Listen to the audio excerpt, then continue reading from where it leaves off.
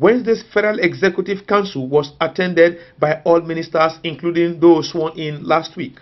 It was presided over by President Goodluck Jonathan and lasted for 3 hours. Briefing journalists after council, Information Minister Labaran Maku says the meeting was devoted to 4 draft bills aimed at making the transportation sector friendly to private investors. He blamed the problems besetting the nation's rail, road and water transport system on continuous dominance by government. For quite a long time, the transportation sector has been in need of reforms, and various administrations have always expressed the need to reform the transport sector. If you look at the way our public transportation system works today, it is based entirely on the premise that government will always be the only funder and participant in the development of transportation infrastructure. And because of this scenario, for quite a long time, the transportation sector has not significantly benefited from private sector participation.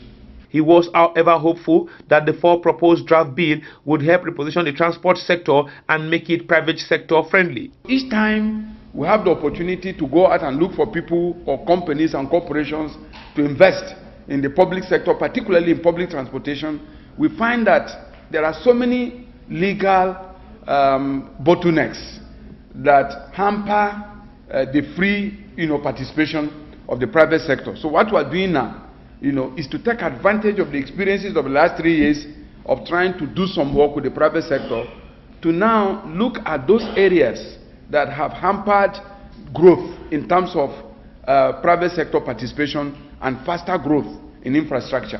The 4 bills includes the railway bills and the port and harbour bills, amongst others. Council also received a report from the National Council on Works, which the Information Minister noted scored the federal government high on road construction and rehabilitation. What this report shows is that some of the major artery roads that were death traps and were very difficult 3 years ago are beginning to change.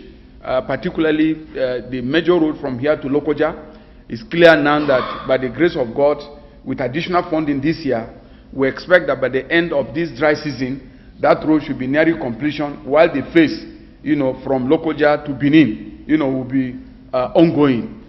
So we've seen a lot of progress on that road. He also noted that Council commended President Goodluck Jonathan on the historic groundbreaking of the second Niger Bridge. For those in government, privatization is the foundation of the present and the future.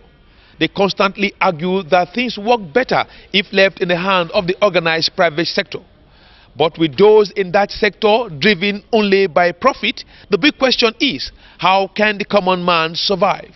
From the Aso Rock Presidential Villa, I am Iharo Atta, ITV News, Abuja.